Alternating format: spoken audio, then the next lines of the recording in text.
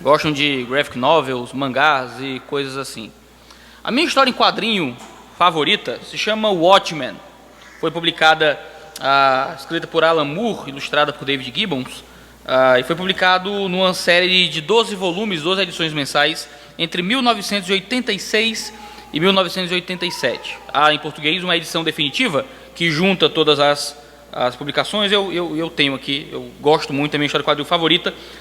História em quadrinho com histórias mais adultas se chama graphic novel, você não sabe, tipo novela gráfica, em uma tradução meio estranha. Watchmen conta sobre a derrocada dos heróis. Hoje em dia, veja, estamos falando de 2021, filmes de heróis são muito famosos. Você deve ir no cinema assistir Marvel, assistir filmes da DC e esse tipo de coisa. Ainda em 1986, Alan Moore publica uma graphic novel, uma história em quadrinho, sobre um mundo onde os heróis acabaram. Em tese, a narrativa é que cresceu-se a história e pessoas se tornando heróis, pessoas usando roupas, máscaras, fantasias, e então indo combater o crime. E isso gerou uma série de desafios políticos, econômicos, sociais, a greve da polícia, né, o conflito entre forças oficiais do Estado e indivíduos justiceiros indo combater o crime. E o Watchmen começa com o fim do heroísmo. Os heróis se tornam proibidos. É o auge da Guerra Fria aqui ao longo da história e monta vários personagens. Um desses heróis, ou pelo menos ex-heróis, é um homem cujo nome era Ozymandias. Ozymandias, na verdade, era o nome de herói de um homem chamado Adrian Alexander Veidt. Veidt, ele nasceu em 1939, em Nova York, filho de pais imigrantes, e começou a desenvolver sinais de inteligência avançada aos 2 anos de idade. Quando Veidt, aqui na história, tinha 4 anos, ele já tinha lido todos os 24 volumes das enciclopédias do seu pai. Aos 6 anos, ele entrou na escola pública e teve a mais alta nota possível nos testes de aptidão e de inteligência. Ele terminou a faculdade e o ensino médio aos 18 anos e entrou no mercado de ações, se tornou muito rico, se tornou muito inteligente e passou a ser conhecido como o homem mais inteligente do mundo. E assim ele aparecia em todas as reportagens acerca desse ricaraço, ex-super-herói, o homem mais inteligente do mundo.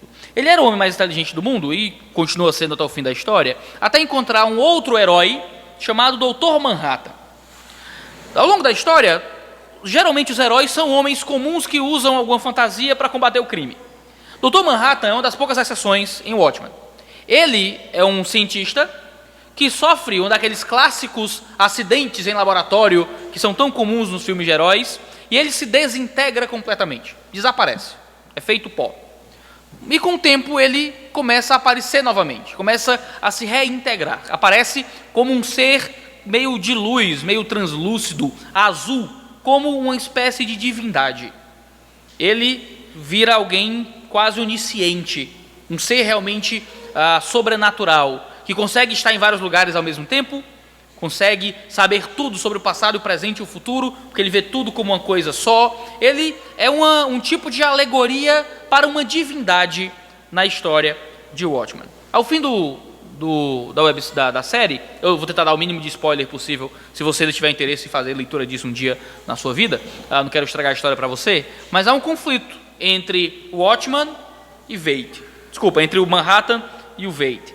E o Veidt tem um plano incrível, super inteligente e super bem elaborado. E o plano não funciona como ele esperava. E o Dr. Manhattan, que sai ali daquele plano estranho que ele tenta montar, vai dizer para o Veidt por que é que deu errado aquele plano. Eu selecionei aqui o trechinho para ler para vocês, em que o Manhattan aparece como esse ser divino, azul, translúcido, sobre-humano, dizendo: Veidt, eu caminhei pelo sol. Eu vi eventos tão mínimos e tão rápidos que mal pode-se dizer que ocorreram. Mas você é humano. E o humano mais inteligente do mundo, para mim, não significa mais do que o cupim mais inteligente. A ideia é que Sinveit era o homem mais inteligente do planeta. Com 4 anos lia enciclopédias. Com 18 anos tinha terminado a faculdade. Se tornou milionário pelo exercício do estudo e da compreensão das coisas. Mas o homem mais inteligente, diante de uma criatura divina, era tão relevante quanto a pulga mais inteligente. Se você olhar um formigueiro, algumas formigas são mais inteligentes do que as outras. E a formiga mais inteligente do formigueiro não te espanta. O rato mais inteligente do bueiro não te espanta. Estamos em um mundo em que os homens galgam o exercício da mente. Acham que podem compreender coisas. E quando estamos aqui, nós temos homens mais inteligentes do que os outros. Alguns tiram notas maiores, alguns são aprovados em concursos públicos, outros não. Alguns conseguem passar no Enem, outros não tiram nota tão alta. Você tem vários testes, provas, coisas, exames de aptidão que dizem que umas pessoas têm mais informação, se dão melhores em prova, têm um tipo de inteligência melhor, mais constituída do que outros tipos de inteligência.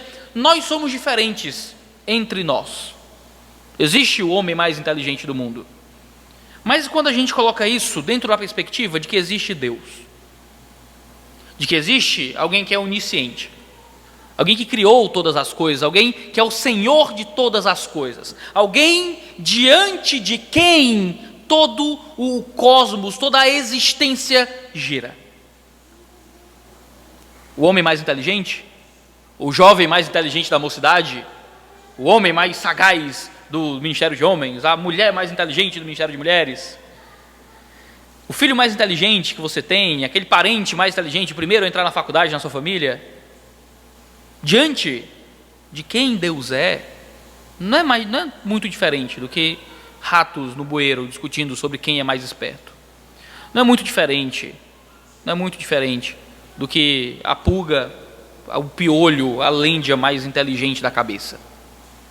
Quando a gente entra em Jó capítulo 25 e Jó capítulo 26, a gente tem um diálogo de homens inteligentes. E parece que todos os diálogos no livro de Jó são um grande embate de inteligência. Os amigos de Jó tentam argumentar, Jó responde, eles contra-argumentam, o outro tenta trazer alguma sagacidade, um zomba da tolice do outro. Parece que é uma guerra de mente dentre aqueles homens, sobre quem percebe melhor, sobre quem entende melhor. Agora a gente tem Bildade, e Bildade fala por 6 versículos. Essa é a última fala dos amigos de Jó em todo o livro. A gente viu muita conversa, muita discussão, e parece que no fim das coisas já não há mais muito o que dizer. Jó 25, a partir do verso 1, a gente tem a terceira repreensão de Bildade. E o que Bildade diz é muito simples, em 6 versículos. Deus é grande e o homem é pecador. Ele vai a partir do verso 25 dizendo, a partir do verso 1 do capítulo 25, dizendo: então Bildade, o suíta, tomou a palavra e disse: a Deus pertence o domínio e o poder. Ele faz reinar a paz nas alturas celestes. Será que é possível contar os seus exércitos? E sobre quem não se levanta a sua luz? Ele começa dizendo algo muito inteligente sobre Deus. Bildade chama a atenção para o poder grandioso do Senhor na sua fala. Diz que Deus que pertence a Ele o domínio. Domínio fala justamente de governo. Ele é o dominador, Ele é aquele que governa, é aquele que está sobre tudo. E que há temor, o domínio e o poder, o temor estão diante dele.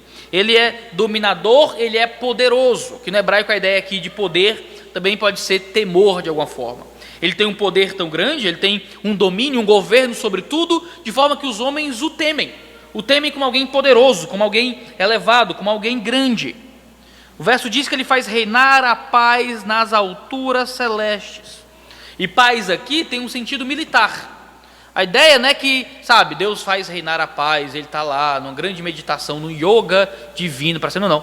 A ideia é que ele faz a paz justamente através do seu poder, através do seu domínio.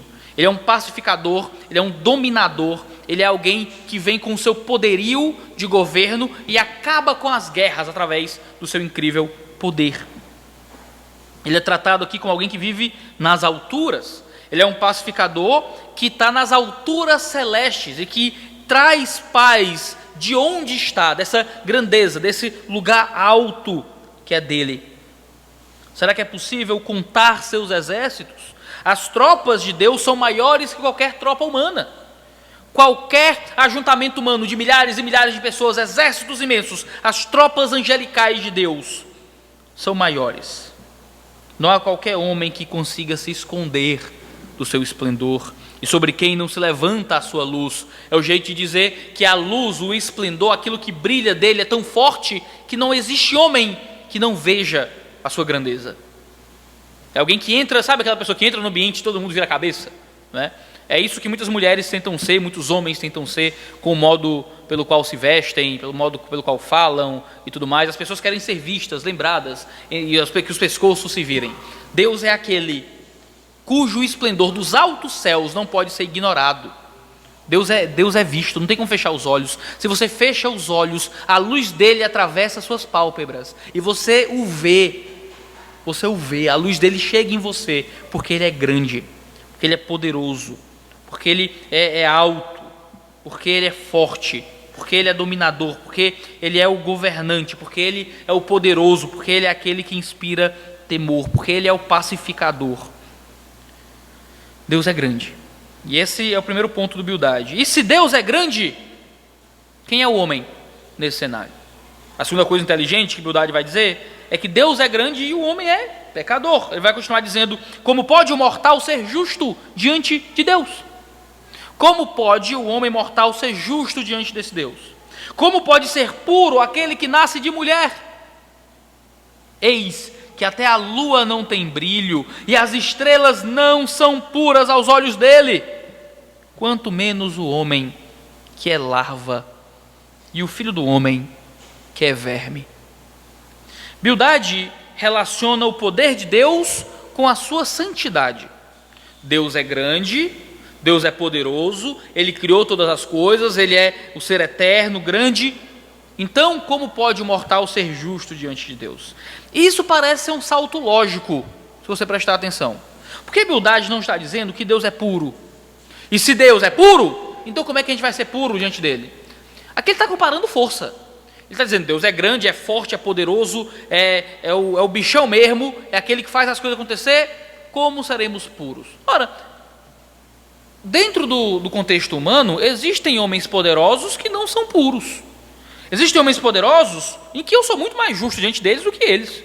Diante de qualquer força política, de dominadores desse tempo, pessoas envolvidas com as mais variadas fraudes para enriquecer, com gente rica e poderosa envolvida nas mais variadas falhas morais, gente ruim que manda matar, gente ruim que manda, fazer o mal, que torce a justiça, pessoas com domínios políticos que, dentro de um cenário de tanto poder, fazem o que podem para conquistar suas coisas. Comparar poder com santidade não parece fazer sentido na primeira leitura.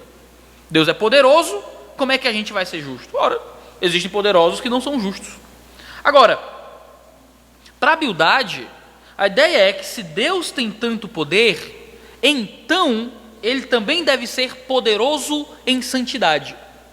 A ideia é que se Deus, como aquele que é o centro, o Senhor de tudo, é quem define a partir do próprio caráter o que é bom e o que é mal, o que é certo e o que é errado, um Deus tão poderoso é poderoso em santidade, é poderoso em dizer o que é certo, é poderoso em estabelecer as suas leis.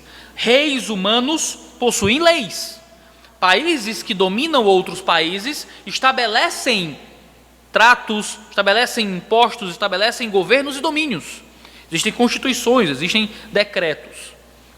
Deus, como esse grande dominador, esse grande Senhor, esse grande governante, ele possui suas leis. E se ele é tão poderoso, quão poderosas não serão as suas considerações? Quão grandes não serão seus mandamentos? Quão incrivelmente justo não será o seu caráter? Diante de um Deus tão grande e poderoso, ninguém pode ser considerado justo, porque as leis desse Deus seriam tão elevadas quanto o seu poder. Nem mesmo astros poderosos, que muitas vezes eram relacionados com divindades no mundo antigo, resistem diante dele. Antigamente o sol, a lua, as estrelas, a tempestade, os raios, tudo isso era relacionado a divindades no mundo antigo. Havia o Deus do sol, o Deus da chuva, o Deus da lua, o Deus da estrela, o Deus disso, o Deus daquilo.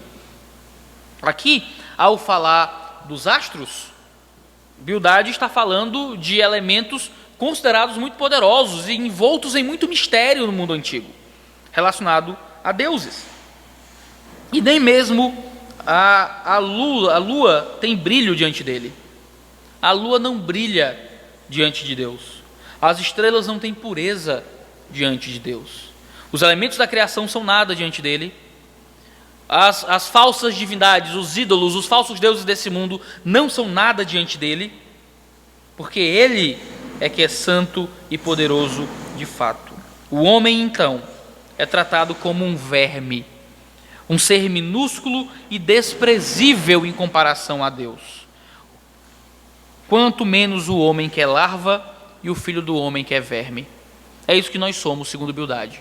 Somos larva, somos verme, somos pulga, somos piolho, somos um ser rastejante, um inseto asqueroso diante do grande e poderoso Deus. Em certo sentido, há muita sabedoria e verdade no que Bildade está dizendo. Ele chama a atenção para um Deus que é grande e poderoso, o que é muita verdade. Ele chama a atenção para a pequenez do homem em termos morais, o que é verdade. Ele ignora um pouco os aspectos de valor do homem, que também são verdade, mas não é o ponto que ele está chamando a atenção aqui. Então, as palavras de Bildade não podem ser tratadas de forma absoluta. Nós somos verme, nós somos larva, é verdade, mas nós também somos imagem e semelhança de Deus. Existe uma correlação entre essas coisas que Bildade não chama a atenção aqui. Mas também é verdade o que ele está dizendo. Somos larva, somos verme. Nós somos um piolho diante de Deus. Qualquer um de nós pode acabar sendo um amigo de Jó quando a gente foca naquilo que Bildade foca. Veja, Bildade é alguém que chama atenção para a grandeza de Deus. Bildade é alguém que chama atenção para a pequenez do homem. E às vezes isso é tudo que a gente tem para dar. Bildade é um homem inteligente. Foca no pecado, foca na grandeza de Deus e esquece de focar na bondade de Deus. Tudo que é dito nos discursos dos amigos de Jó, muita coisa, de tudo que é dito, muita coisa é verdade, mas o fato deles não focarem na verdade que Jó precisava, fez com que o discurso deles fosse uma tortura. Simplesmente, sabe, você olha para uma mulher com câncer e diz, mas foi Deus que deu o câncer, hein? Foi Deus que colocou o câncer aí dentro. Foi Deus que fez isso, viu? Foi Deus que... O que você está fazendo com a verdade de Deus? Você está dando na cabeça dos outros com a verdade de Deus. Você pode chamar... É verdade que Deus deu? É verdade que Deus que traz a doença sobre nós? Agora, essa é toda a verdade? Não. Existe uma verdade de bondade, existe uma verdade de graça, a verdade de um Deus que se coloca conosco na dor e no sofrimento. Bildade fala verdades e verdades incríveis e irrefutáveis. Mas quando ele seleciona, edita, poda e picota qual verdade ele vai jogar sobre Jó, o seu discurso não é ensino, não é instrução, não é consolo, é tortura. Ele não chama atenção para a ideia de um Deus que é bom no sofrimento, de um Deus que é bondoso e que cuida de Jó naquela dificuldade. Jó estava sendo confrontado com uma mensagem oposta à mensagem que Deus trouxe sobre ele. Quando a gente vai lendo o livro de Jó, a gente vê muito sobre essa ideia de justiça do homem e tudo mais, e às vezes a gente acha que Jó pode estar se colocando acima de quem ele realmente é. Às vezes ele faz realmente um pouco disso. Mas quando Jó fala de justiça, de que ele não é alguém que vai ser encontrado em falha, ele não está falando no sentido absoluto, no sentido de que ele é alguém perfeito diante de Deus, como se ele fosse a pulga que consegue discutir com o Senhor. Jó parece estar falando ali entre as pulgas, entre os vermes, sabe? Aqui no padrão dos vermes, eu não vou ser encontrado em falta. Aqui no padrão dos piolhos, eu estou no caminho. Coço na cabeça, chupo um sangue, certo? A mãe me cata e eu estou aqui no caminho normal. Ninguém vai encontrar falha em mim. Quando Deus diz que Jó era um homem justo, Deus estava dizendo que Jó era um homem sem pecado? Não. Deus estava dizendo que Jó era um homem que nunca falhava e que ele era justo diante de Deus? Não. Jó só era a pulga mais santa. Ele só era a pulga mais inteligente. E Jó chama a atenção para isso. Eu sou verme, eu sou fraco, eu sou falho, mas eu tenho andado no caminho do Senhor. O que os amigos de Jó não conseguiam entender é que Jó era um homem santo, arrependido. Sim, diante de Deus, Jó era um verme. Sim, diante de Deus, Jó era uma larva. Mas Jó era um verme, uma larva, que seguia, amava e buscava as leis do Senhor. Novamente, nós acreditamos nos discursos dos amigos de Jó quando a gente ignora que existe um progresso e uma vida de santificação que evidencia a nossa fé, que evidencia a nossa salvação. Às vezes a gente assume tanta doutrina do pecado que a gente acaba só repetindo a mesma ideia de não, eu sou um pecador, tudo que eu faço é errado, nada que eu faço é justo diante de Deus. A gente pega às vezes versículos que falam de descrentes e fala sobre nós. Não, meu coração é de pedra. Não, minhas obras são como trapo de imundícia. Opa, mas você já não passou pela nova salvação? O coração de pedra já não foi tirado? O coração de carne não foi tirado? Você já não passou da morte para a vida? Você já não vive mais segundo as obras mortas da carne? Você já não foi purificado com mãos santas erguidas, orando a Deus? Suas vestes já não vão ser vestes brancas, alvas mais que a neve, no Cordeiro? Jó tentava dizer isso. Mas os amigos de Jó parece que só conseguiam pensar em termos absolutos. Ora, irmãos, diante de Deus, você pode ser santo, você só é o verme mais santo. Você pode ser justo, você só é o verme mais justo. Você pode ser inteligente, você só é a pulga mais inteligente. Essa não era a questão de Jó. Não era que Jó não estava argumentando que ele era nível de Deus em santidade. Jó não precisava receber mensagens de humilhação. Jó sabia da sua humilhação. Mas Jó se encontra na situação triste de se defender das acusações dos seus amigos. Deus tinha dito que Jó era puro, mas Bildade insistia que não. Deus tinha dito que Jó era santo, Bildade insistia que não. Qual é o problema? Os ouvidos de Jó não conseguiam ouvir o que Deus disse, só conseguiam ouvir o que Bildade disse. E na nossa vida a gente passa por isso. Nos nossos desafios e batalhas, a gente não consegue ouvir o que Deus diz. A gente só consegue ouvir o que o mundo diz, o que as pessoas dizem, as opiniões que chegam aos nossos ouvidos. A gente ignora a verdade da palavra.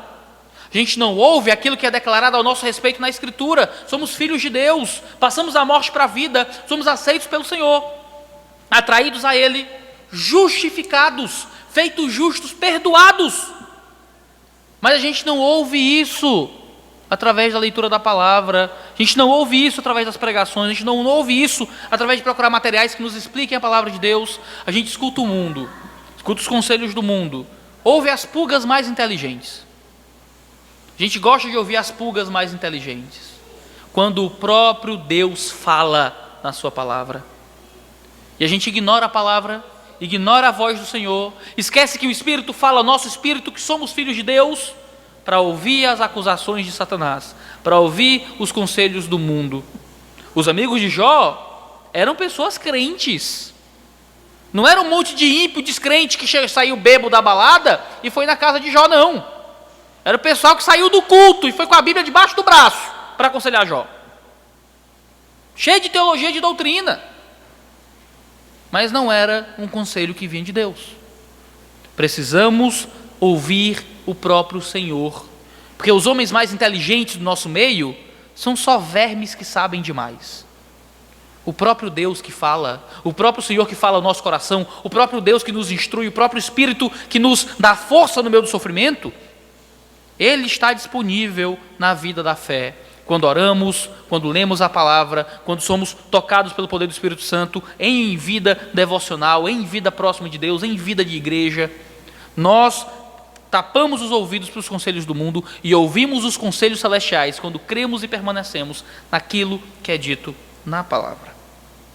Jó responde. Jó sempre responde. A resposta de Jó aqui, ela é também curta. Bildade fala em 6 versículos. Jó fala em 14 versículos, no capítulo 26, do verso 1 a 14. E Jó desembesta a falar depois disso. Depois disso, há um grande lamento de Jó, que tem 5 capítulos, que Jó volta a falar de uma vez. Nenhum amigo de Jó fala depois dele aqui. Mas Jó responde Bildade diretamente. E Jó questiona a sabedoria dos seus conselheiros. Jó questiona a inteligência deles, com ironia. No verso 1 a 4 de Jó 26, a gente lê: então Jó respondeu: como você sabe ajudar o que não tem força? O tom é de profunda ironia. Como você sabe socorrer o braço que não tem vigor? Parece um cearense falando, né?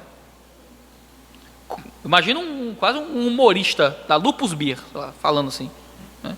Macho, né? Aquela coisa assim, mas tu sabe, viu? Tu é doido. Pensa num cara para saber aconselhar com sabedoria. Como você sabe aconselhar o que não tem sabedoria e revelar plenitude do verdadeiro conhecimento? Jó está sendo sarcástico e irônico com aqueles homens. Jó está dizendo, rapaz, para um verme, você é um cabo inteligente, hein? Para uma pulga, olha até que não é sabido. Jó está zombando, vocês não sabem aconselhar ninguém. Vocês não estão preparados para dar força a quem está fraco. Vocês não sabem socorrer braços que não têm vigor. Vocês não têm como aconselhar quem não tem sabedoria. Vocês não têm como revelar a plenitude de verdadeiro conhecimento. Jó está falando dele. Ele, Jó, é aquele que não tem força. Ele, Jó, é aquele que não tem vigor no braço. Ele, Jó, ele assume, eu sou aquele que não tem sabedoria. Ele diz assim, com a ajuda de quem você profere tais palavras?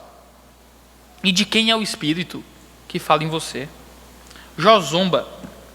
Em Jó 4,17, você provavelmente não vai lembrar, mas em Jó 4,17, Elifaz diz sobre Jó que Jó fortalecia mãos fracas e que Jó sustentava os que tropeçavam. Jó era alguém acostumado a cuidar, a aconselhar aqueles que precisavam.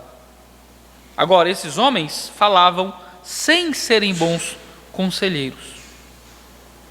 Agora, se a teologia de Bildade estava certa, por que ele aconselhava tão mal? E ele estava mal, ele aconselhava mal nessa sua tentativa de explicar o sofrimento de Jó.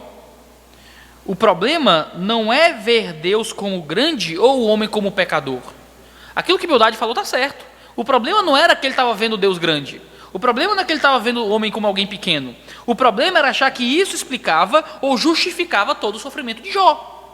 Era dizer, é porque Deus é grande e tu é pecador que tu está sofrendo. E Jó vai discordar dessa ideia, dessa forma como os amigos dele colocam essa questão. Mas Jó zomba, Jó traz a pretensa sabedoria desses homens para o tribunal e diz, vocês não sabem de nada. Vocês estão zombando do fato de eu dizer que sou justo? Pois eu estou zombando de vocês dizerem que são sábios. Vocês são só vermes que sabem demais. Então, o que é que explicava o sofrimento de Jó?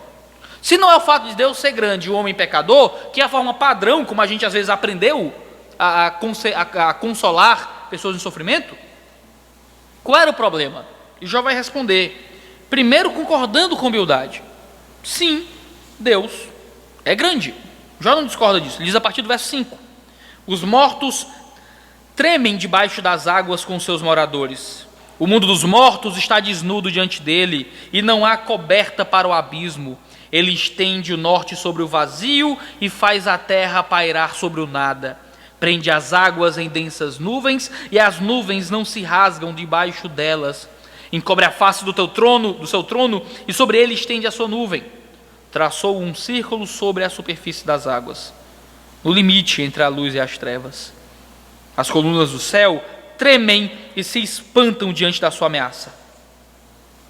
Com a sua força dominou o mar e com o seu entendimento despedaçou o monstro Raabe. Pelo seu sopro o céu se aclarou, a sua mão feriu a serpente veloz. Ele começa dizendo que Deus é tão grande que até os mortos no fundo do abismo, abaixo do mar, tremem diante dele. E aqui é interessante porque Jó, ao longo do livro, está muito material. Você percebe que Jó fala muito sobre morreu, acabou. É meio isso, morreu, acabou, você morre, a vida acaba. Parece que Jó dá pouca atenção à eternidade, por mais que haja alguns vislumbres aqui e ali. Mas aqui ele fala, olha, os mortos tremem diante dele. Os mortos do fundo do mar estão tremendo diante do Senhor. Ele dá a entender que existe um ambiente, o mar no Antigo Testamento tinha a ideia de um lugar de punição, de trevas, era como a ideia de um inferno, uma habitação de coisas malignas, e existem mortos no fundo do abismo, abaixo do mar. Parece a ideia de um inferno, de um lugar de punição, dentro da linguagem do Antigo Testamento. Jó é um dos primeiros livros do Antigo Testamento, então a linguagem dele é muito particular. E ele fala que esses mortos estão tremendo diante de Deus. A ideia de que existe um local de punição para almas de homens maus, que estão ali próximos das forças das trevas, que estão olhando para Deus e continuam tremendo diante dele.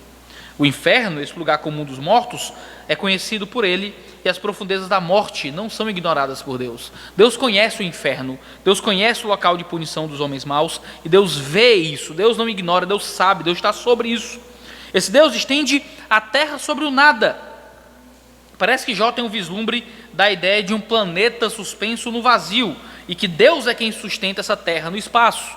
Existiam muitas narrativas de que existia uma terra, existia um elefante, uma tartaruga, e não sei o quê, e mó filosofias, teogonias, explicações diversas para o que sustentava o universo. E Jó fala, porque crê em Deus, em uma terra suspensa no nada, em um Deus que dá sustentação à terra. Porque Jó cria no sobrenatural, cria em um Deus eterno, ele podia evitar a maioria das explicações pretensamente científicas e religiosas que surgiam no tempo dele. Jó sabia que o poder de Deus explicava e justificava tudo.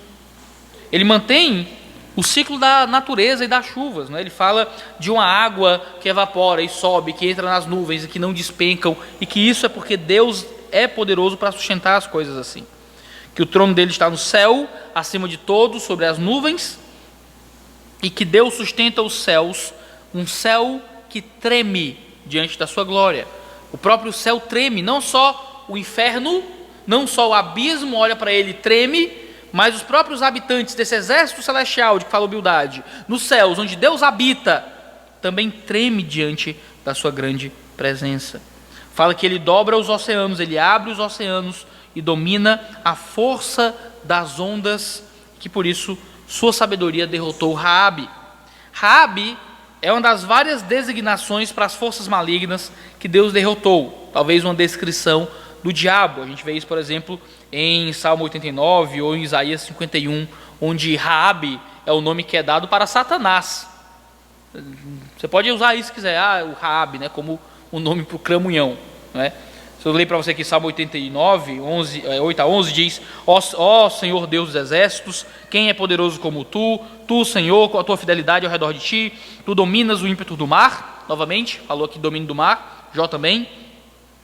Quando as suas ondas se levantam, tu as fazes aquietar. Tu quebraste a Raabe como se fora ferida de morte. Espalhaste teus inimigos, teus são os céus, tu é a terra e tudo mais. A ideia é muito, muito próxima. Deus é quem acalma o mar que derrota Raabe. Isaías 51, a mesma coisa. Desperta, desperta, veste-te de força ao braço do Senhor. Desperta como nos dias passados, como nas gerações antigas. Não é tu aquele que cortou em pedaços Raabe, o que feriu o chacal? Não é tu que secou o mar, as águas do grande abismo? O que fez o caminho no fundo do mar para que passassem os remidos? Veja, essa ideia de Deus dominando o mar, então derrotando Raabe.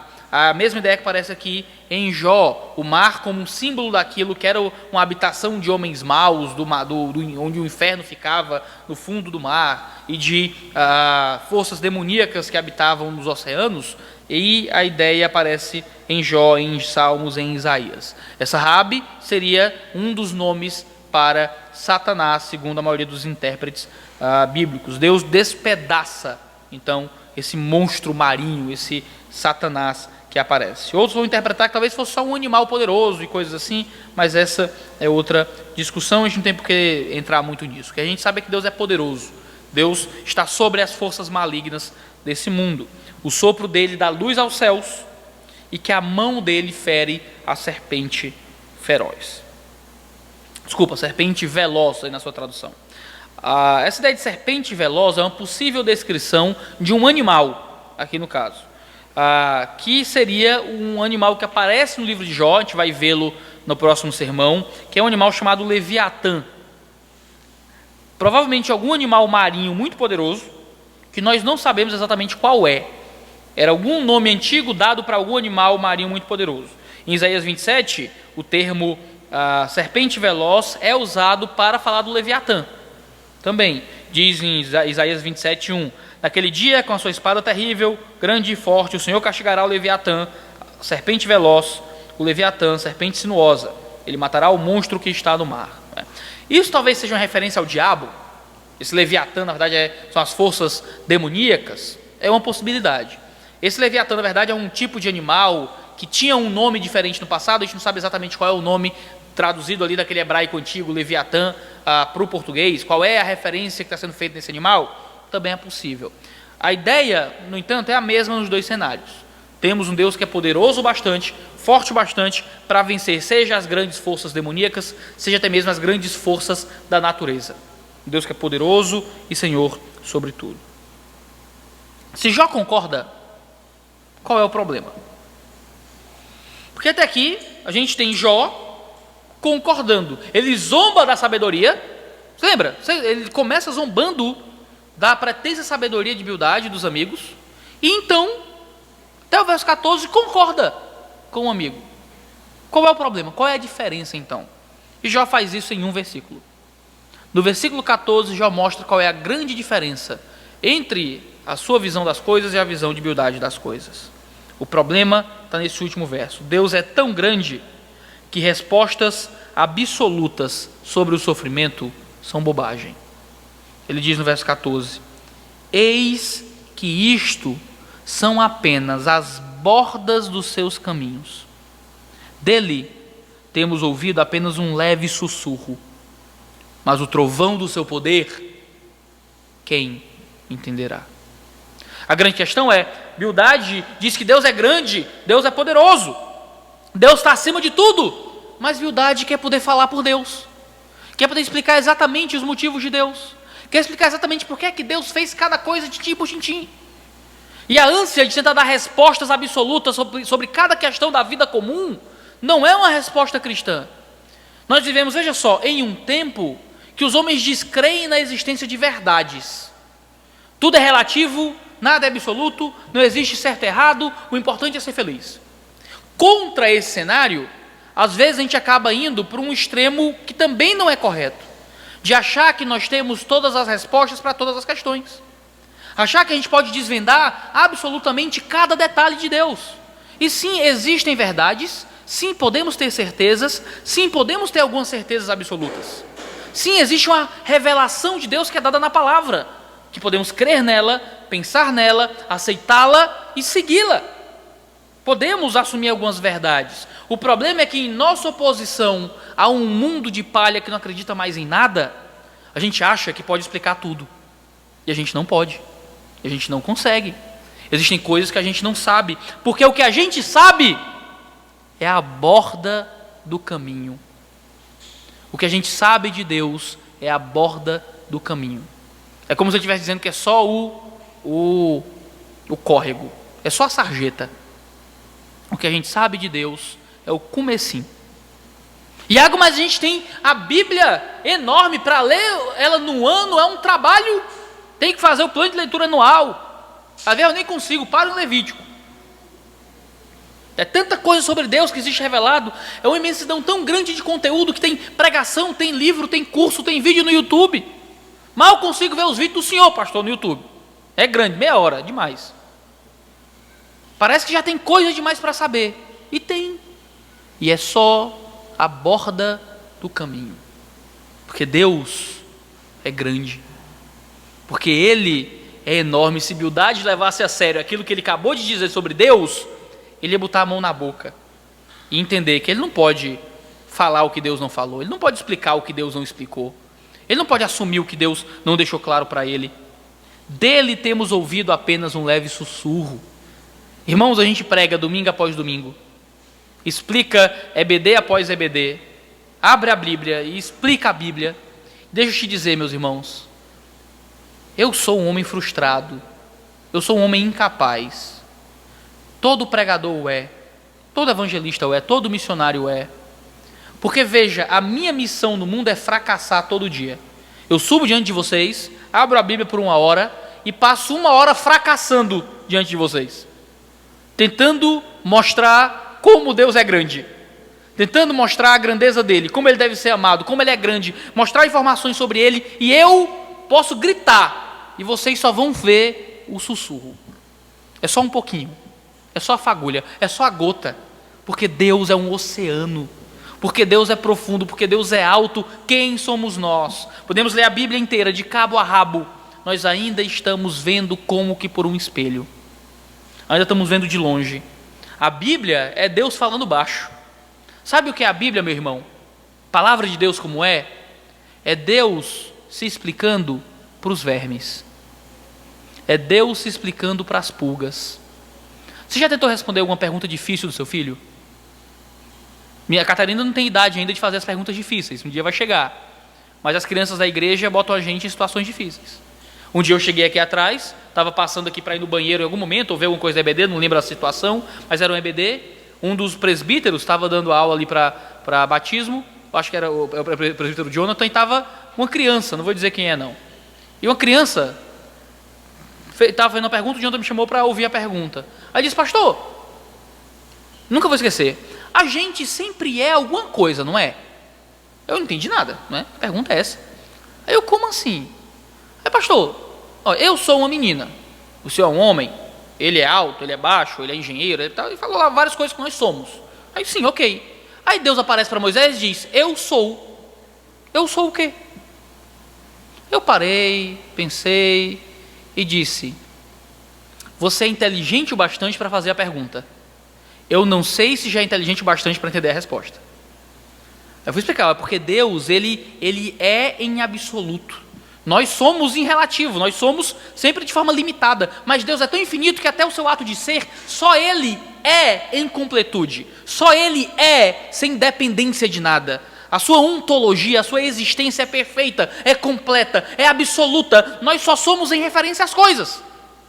Vai ficar olhando para mim assim, né? Às vezes a gente faz perguntas difíceis, que não somos capazes de entender a resposta. A gente consegue ter questionamentos. Deus por quê? Deus, mas por onde? Deus, mas e agora? E a gente consegue perguntar. Mas, irmão, somos vermes, lutando para entender. Deus escreveu um livro. E a Bíblia é Deus explicando perguntas difíceis a crianças que ainda não têm, muitas vezes, capacidade de entender as respostas.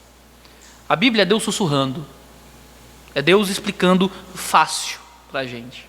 Ixi, pastor, mas eu acho tão difícil. Então imagina quem Deus é. Imagina a grandeza de Deus. 1 Coríntios 13 diz que através da revelação que temos dele, nós vemos como que por meio de um metal polido. Sabe a tua panela, inox? Depois que você aria ali o fundo, que tira aquele encrostado preto. Você olha, eita, dá para se ver, hein? Você vê que assim, ó. É assim que a gente vê Deus hoje, irmãos. Graças ao Senhor que é suficiente. Graças à sua boa vontade, à sua bondade, que a gente pode ouvir e entender e ler a Bíblia, entender a sua palavra e ver a grandeza do seu poder, mas nós só estamos vendo o sussurro de quem Ele é, da grandeza de quem Ele é. Quem vai entender o trovão do seu poder? Quem de nós pode entendê-lo em completude? Nós só somos vermes que sabem demais.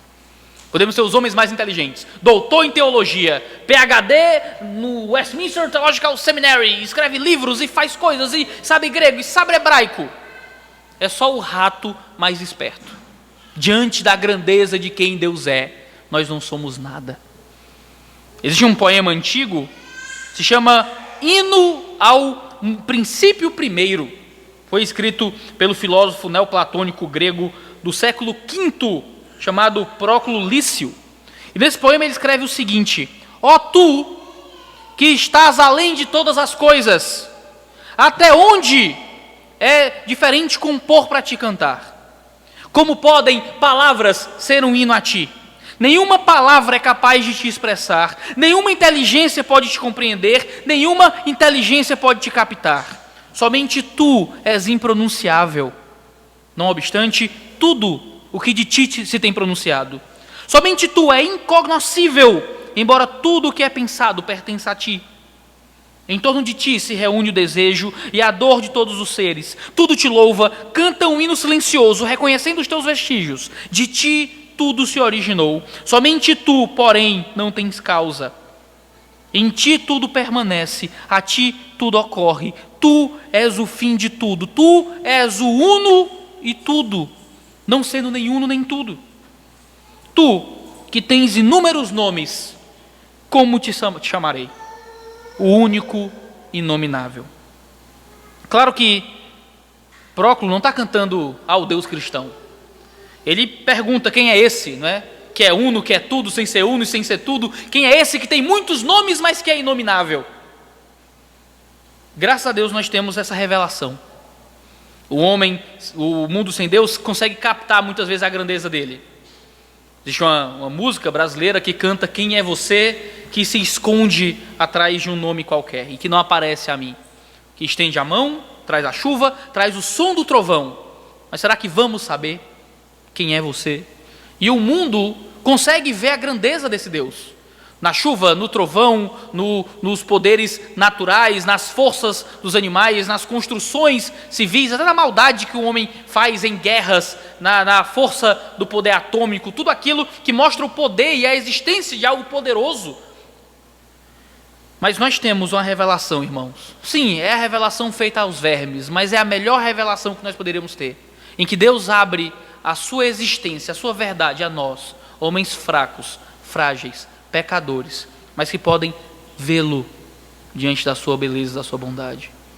Bildade fez uma pergunta: como seria puro aquele que nasce de mulher? Como pode ser o mortal justo diante de Deus?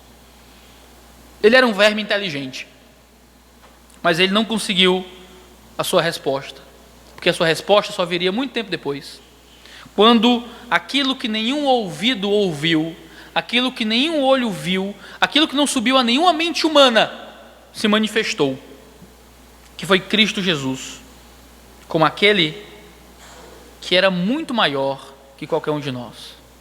O Deus que se fez pulga, o Deus que se fez verme, o Deus que se fez larva, para andar conosco, para nos dar vida eterna, para nos conceder redenção.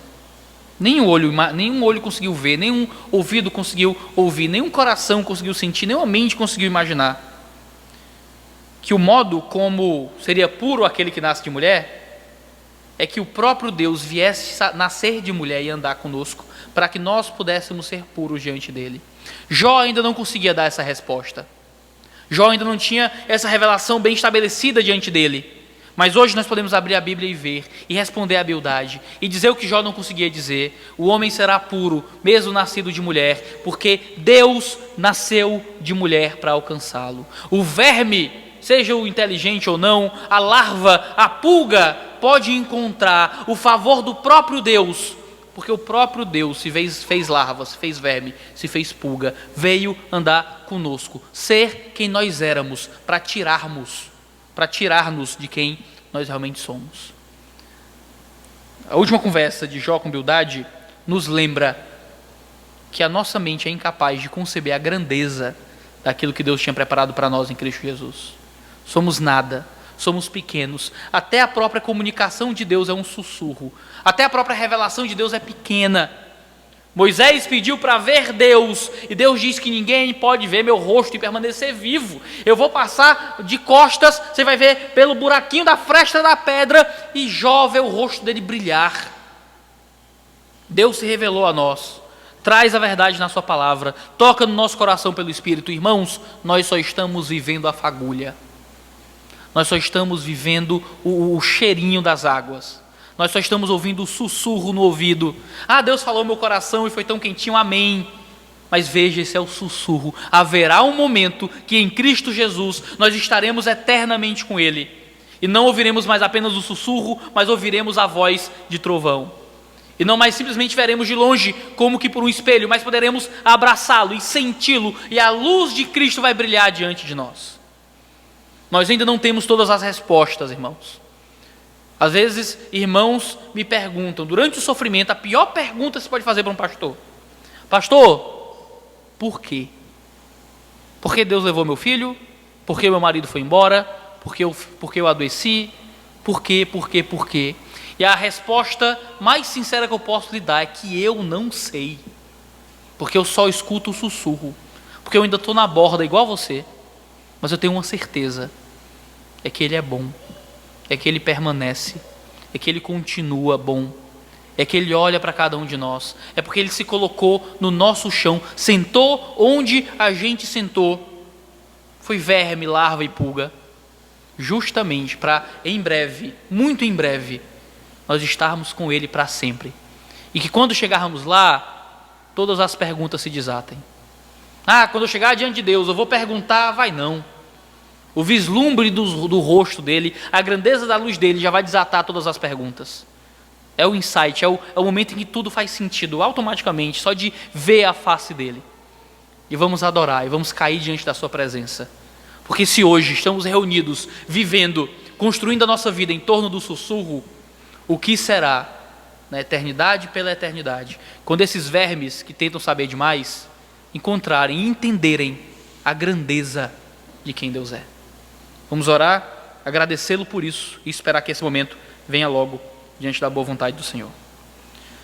Deus, nós te louvamos e agradecemos porque a tua palavra é verdade, porque o Senhor é grande, justo e bom. Porque não somos nada, Deus, somos vermes, somos larvas. O Senhor é grande, é poderoso, é bom e é justo, mas ainda assim o Senhor escolheu nos dar salvação, vida e esperança. Que nos momentos de dificuldade e de sofrimento nós possamos encontrar em Ti força para permanecer, força para continuar, mesmo sem ter todas as respostas, sabendo que o Senhor é bom e a sua misericórdia dura para sempre. Que no momento de dificuldade em que nós não sabemos os motivos, possamos saber que Deus continua cuidando de nós e que muito em breve todas as verdades se revelarão na face gloriosa do nosso Salvador. Nos dá uma boa semana, vivida na Tua presença. No santíssimo nome de Jesus. Amém.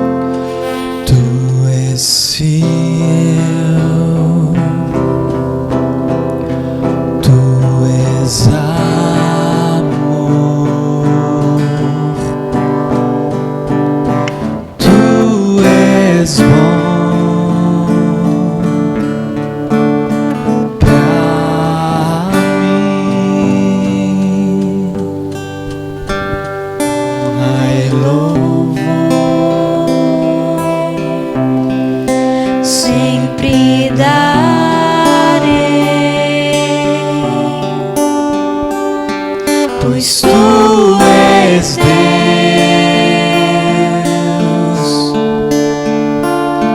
pois tu és Deus,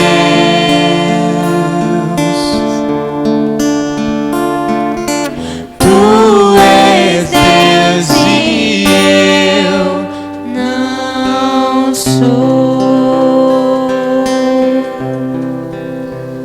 Amém. Estamos chegando ao fim do nosso último culto pela manhã. Nós agora vamos ter um momento de pós-lúdio, esse momento de oração silenciosa, de reflexão sobre a palavra pregada, e logo em seguida nós estaremos encerrados. Até mais.